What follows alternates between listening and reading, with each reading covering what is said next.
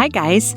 Welcome to the third season of the Advanced Practice Perspectives. I'm Trisha Williams. And I'm Toby O'Brien. This is a podcast created by advanced practice providers for advanced practice providers. Our goal is to provide you with education and inspiration.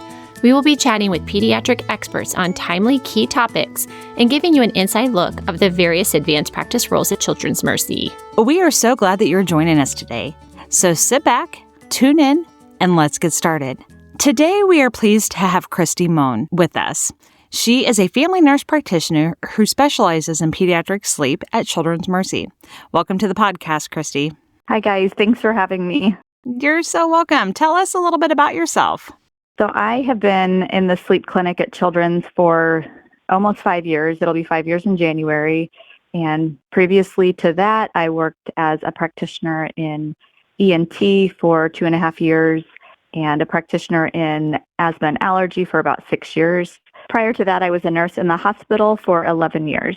Okay. Has all of your career been at Children's Mercy? No, I have only been at Children's for the last 5 years. I was in private practice clinics with allergy and asthma and ENT, and then I worked at another large hospital in the city when I was on the floor. We are so pleased to have you. We have something in common. I don't know if you knew this about Trisha and I, but we both are in the ENT clinic. I'm sure you see referrals from us constantly.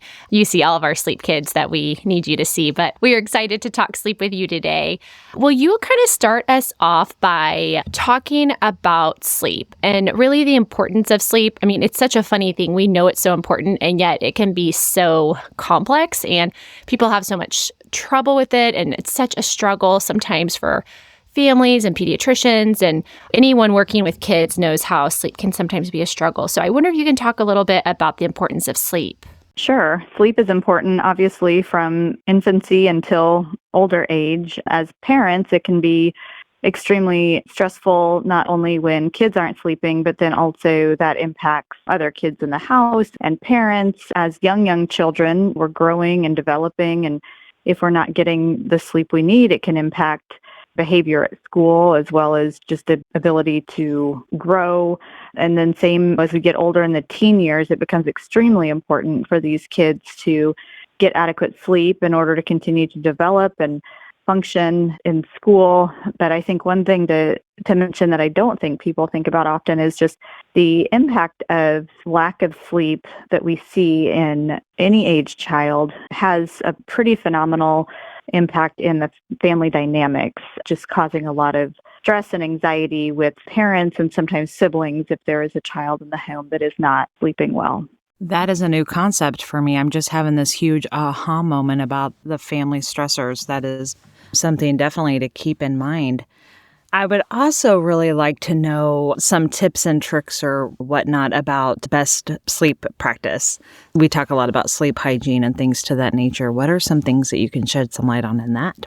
Yeah, so sleep hygiene is probably the number one thing to think about with kids of any age. I use that term lightly, down to very young toddlers to teenagers. No matter really what else is going on with sleep, whether there is a behavioral concern, underlying diagnosis such as like ADHD or autism that can impact a child's ability to get to sleep at night, or a child has CPAP and they're using that at night to help them breathe. Their sleep hygiene is also very imperative. And so I think one thing is no matter what else is going on, knowing that that can impact the child's both ability to get to sleep and stay asleep.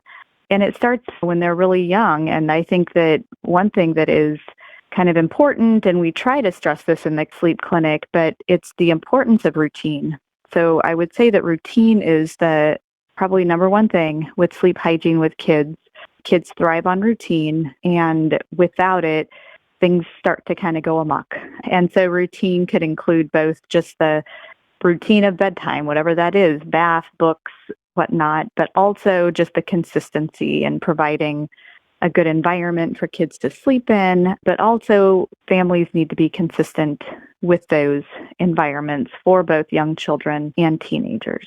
Oh, for sure. A strict routine. And what do you guys say about screens? How much do you think that plays a part? I just feel like screens are everywhere now. I mean, people even have them in their rooms as their alarm clocks and such. So I'm wondering if that is affecting kids more than it used to, just because there's so many more screens than there used to be. Yeah, definitely. I think that it's just an ongoing and never-ending stressor for both kids and adults. I mean, it impacts all of us. It's probably the last thing most of us look at before we go to bed at night.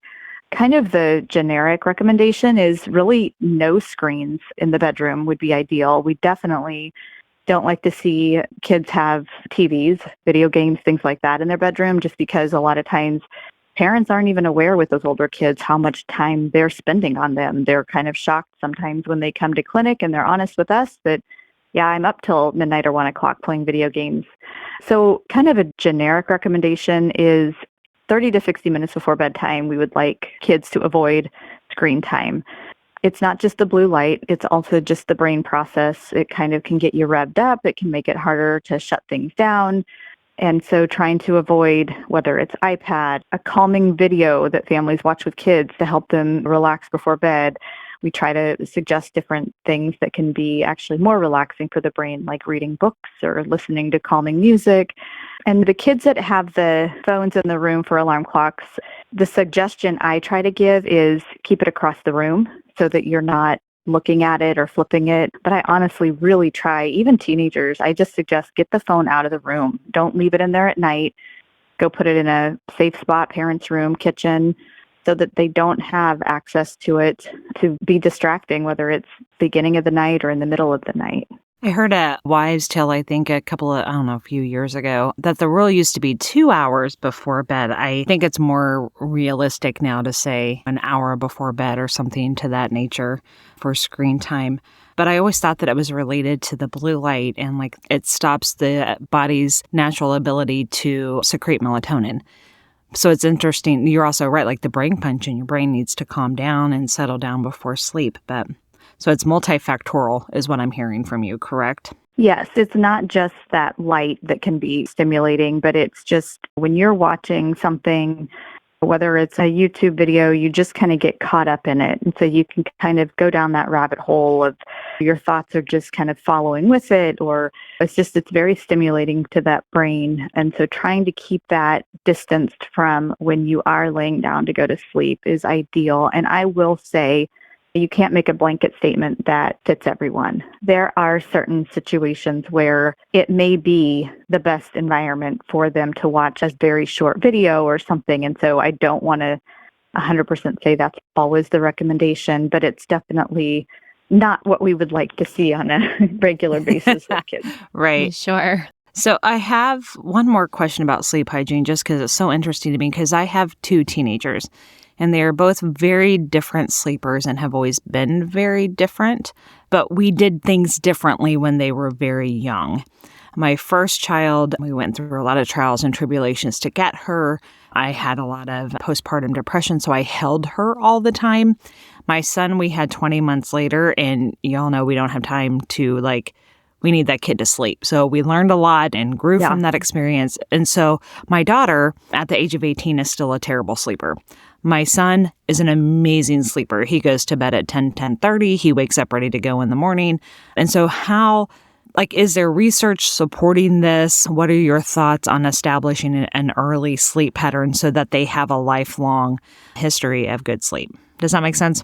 Yeah, I get what you're asking, and I think that it's a very common thing that families struggle with. Every kiddo is different, and even if you did the same thing with each one, they would have reacted probably differently to whatever environment you created. And so it's that initial kind of routine and setting up a good environment to help them thrive. It doesn't mean it's always going to work with each kiddo, and the research, you could probably get half of it would tell you that yes, it's those initial days and what you do with routine that's going to set them up.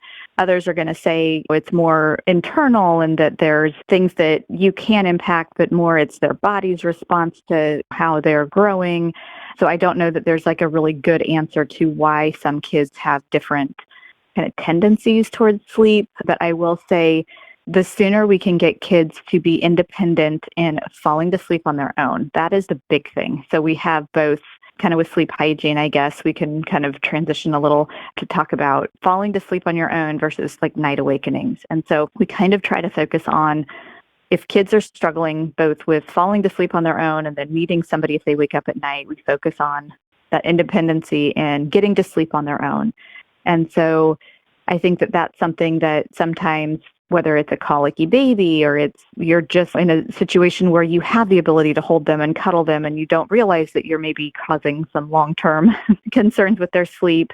I think establishing that independence and falling to sleep on their own without somebody holding them till they're asleep, it does truly impact kind of going forward their ability to get to sleep, initiate sleep, but also maintain sleep.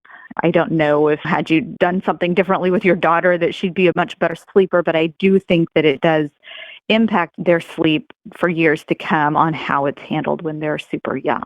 The old saying of self-soothe and being able to self-soothe and you know that you're okay, I guess, correct? Exactly. Yeah. And that's the hard thing. We kind of try to let parents know, like, they're safe, but it's a hard thing. Not every parent can handle that cry it out type of environment in the same way.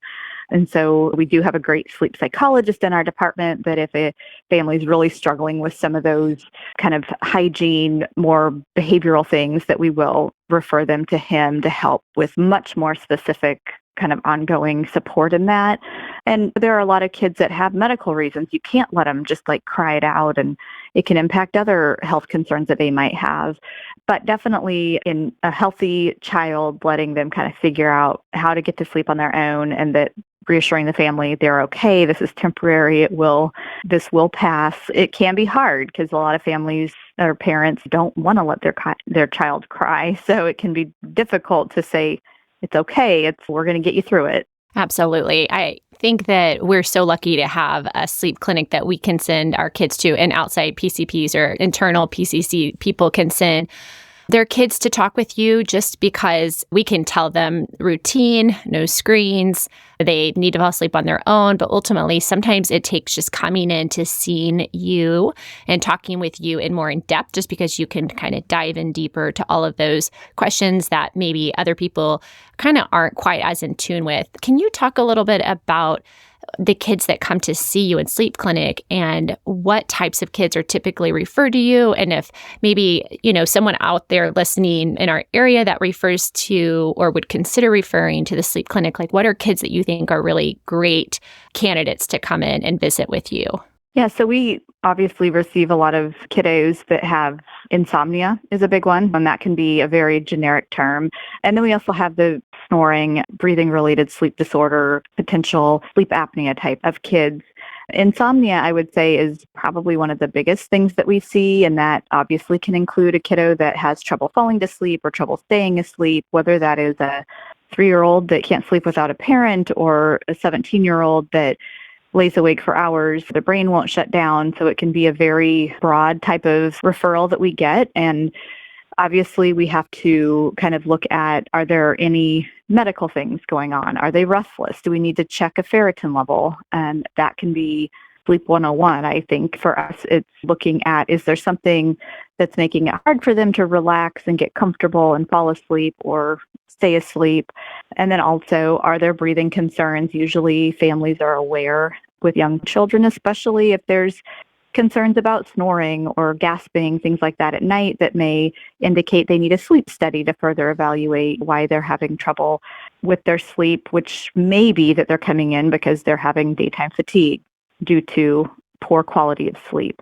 So I would say that a majority of the kiddos that come into us it's kind of in the lanes of either like insomnia or a breathing concern or question. Can you expand a little bit on, for our listeners that maybe not know, why low ferritin is related to sleep issues? Yeah, sure. And it's something that's kind of fascinating to me. There is a lot of research that supports ferritin with sleep. And so it's hard because there are times where you have people ask about like magnesium and sleep, and there's not a lot of research that really gives us data on that, but we have good data that supports ferritin, which ferritin are the iron stores.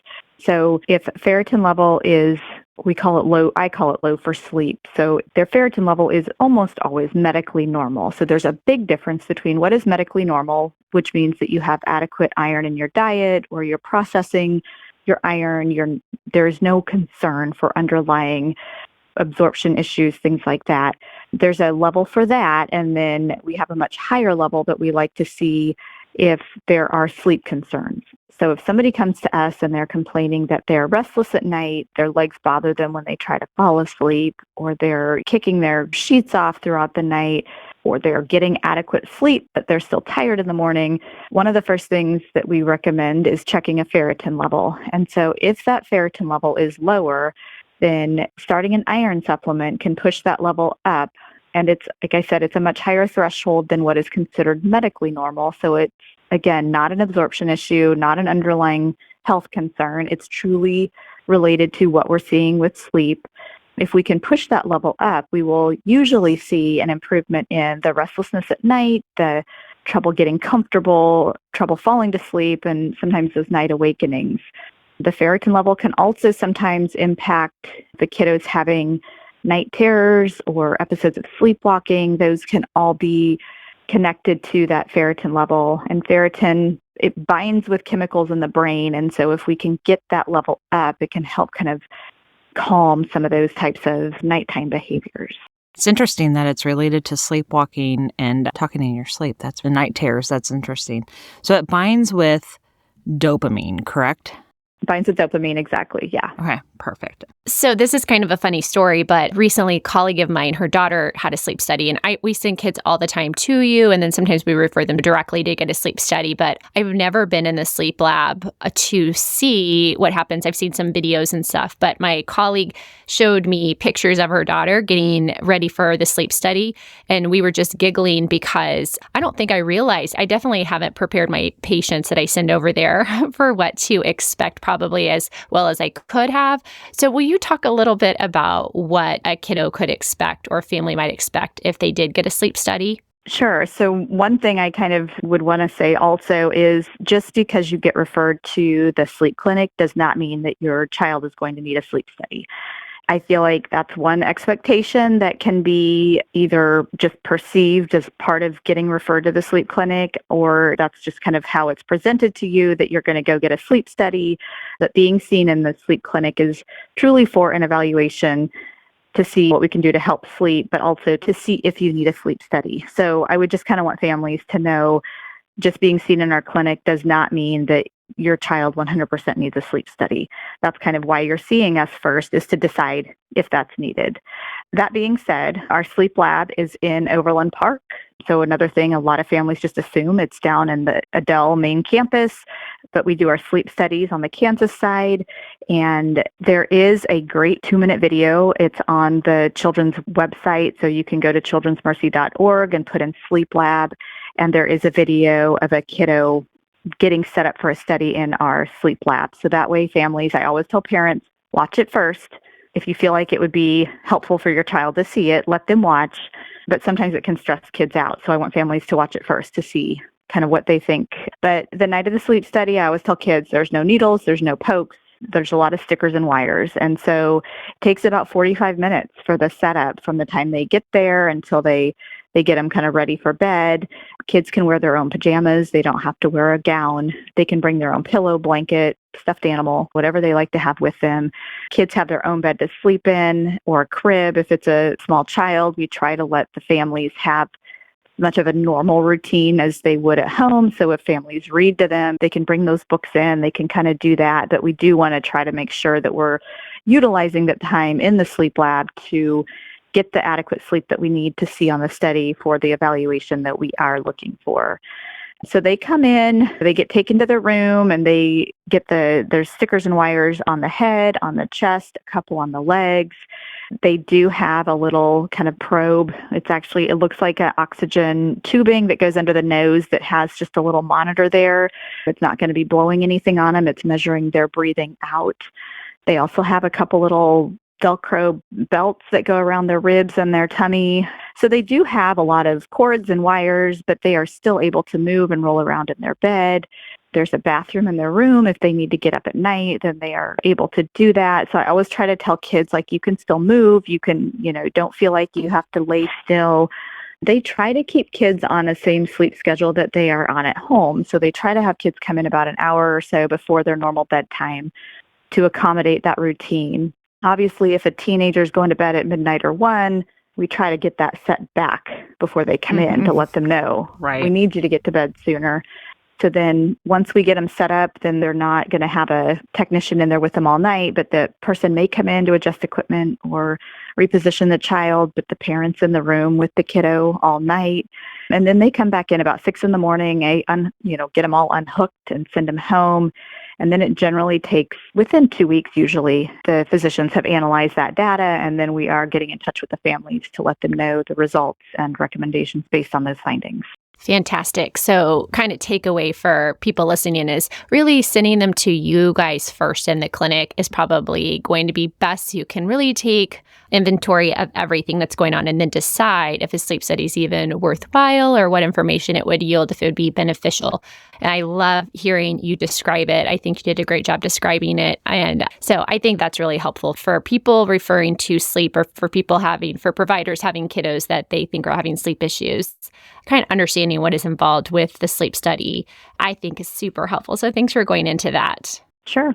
So for us non-sleep people, there's people from all different types of subspecialties that listen in to our podcast and like to take away little helpful practice tips. And we know that sleep affects every part of our physical health.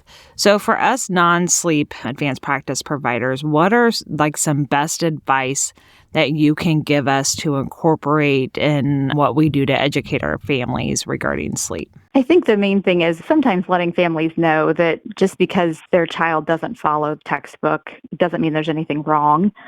And so if kids aren't napping as babies, if they're not napping the 2 hours in the morning, 2 hours in the afternoon, and then sleeping through the night by 6 months, it doesn't mean there's anything wrong. But also just kind of looking at the bigger picture of, I think the main thing is truly getting an idea of what is their sleep hygiene. So it's hard for somebody outside of sleep to get kind of in the nitty gritty of what may be causing some of their concerns. But I think from somebody on the outside, a parent likes to think they know what's going on with their kid, especially any age. We all want to think that we know what is going on with our kids, even with sleep. We do know as they get older, we're not necessarily in the room. We're not seeing, I don't know necessarily that my kiddo is snoring at night because I'm not in there with them all night.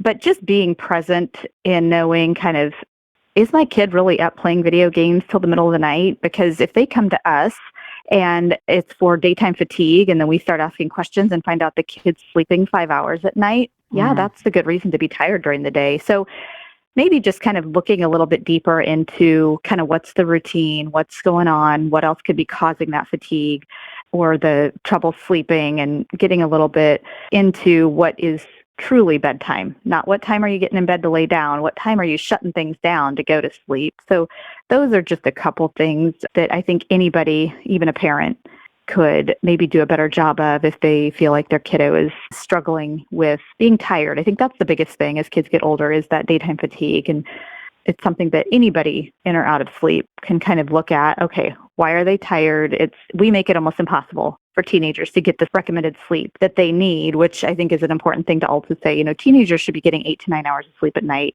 When they have to be at school by 7 and they're in activities all evening, it's hard. We don't create a great environment for them. But doing what we can to help them try to obtain that sleep and just being aware of kind of what they're really doing at night is something anybody could be looking at. And it is funny because they have all these activities at night, and it's like activities are okay to go later for these older kids, but yet they start school before everybody else. So it's always been, I think, a challenge to kind of figure out and protect that for them because they do need their sleep. And I think we just kind of forget and let them go do their thing. And then before you know it, they're exhausted during the day. And we're like, why? Why are they tired? But yeah, kind of tuning into that and trying possibly as a parent or provider to kind of remember to attempt to protect that time for those kids because they don't want to protect that time for themselves, do they?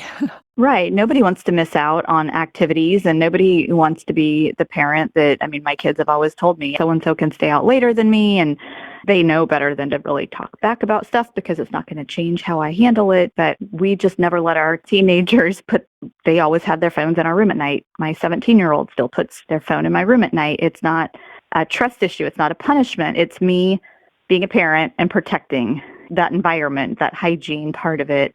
And the other thing too, don't let your teenager take a job that keeps them at work until 11 o'clock on a school night. Like things like that are just really, sometimes you don't have a choice. They need to work, but just trying to protect that and being a parent and calling this, like, we need to find something else that we can do to help them.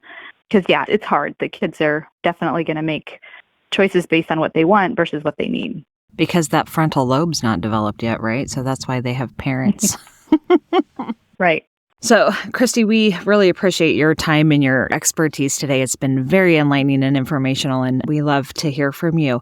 We really like to kind of end each episode with the same question. And this season's question is, in what way do you love to encourage your colleagues? But we do know you are the only advanced practice provider in the sleep clinic. So we can kind of change the question if you would like to tailor that. But you do also have colleagues in your clinic. You have physician colleagues and RN colleagues and care assistants and things to that nature. So do you want to answer that question, or do you want us to give you a new one? No, I think that no matter if you're in the exact same role as someone or you're just collaborating with someone, I think just, especially the physicians in my practice, I'm collaborating with them constantly, and they are just amazing people and providers. And I think that trying to just remind them how much they're appreciated and just telling them how much I love working with them, because I truly do. I've never been in a job where I truly respect and love the providers that I work for, and just letting them know how much they're appreciated, and just kind of having fun with them too, just kind of getting personal with them, asking about their families and just kind of reminding everybody, like, why are we doing this and that we are making a difference. And even there's a social worker that I work pretty closely with, and she's just phenomenal. And just, I think just saying thank you and just saying how much you appreciate somebody really goes a long way. I think just showing some appreciation is a great way to support people, whether it's just a quick note or even just saying thank you. But I do work with a phenomenal team, the nurses, even the care assists. And when I'm at college, which is where I'm in clinic, I just have great people that I work with. So just letting them know how much I appreciate their help, because I couldn't see these patients without them. So it takes the whole team in order to make this work. And I'm grateful is really the word that I would describe that I am, to have this ability to work in this clinic. I love that. Gratitude goes a long way. I love it. Absolutely. Yeah, I love hearing you talk about your team, and it's so fantastic to work in an environment that you love the physician providers and the nurses that you work with and CAs. I'm so happy to hear that. So I love ending on that positive note. So thank you again, Christy, for joining us. And to all of our listeners, thank you so much for listening in. If you have a topic that you would like to hear about, or if you yourself would like to be a guest on our podcast, please email us at tdobrien@cmh.edu or twilliams@cmh.edu. And once again, thanks so much for listening to the Advanced Practice Perspectives podcast.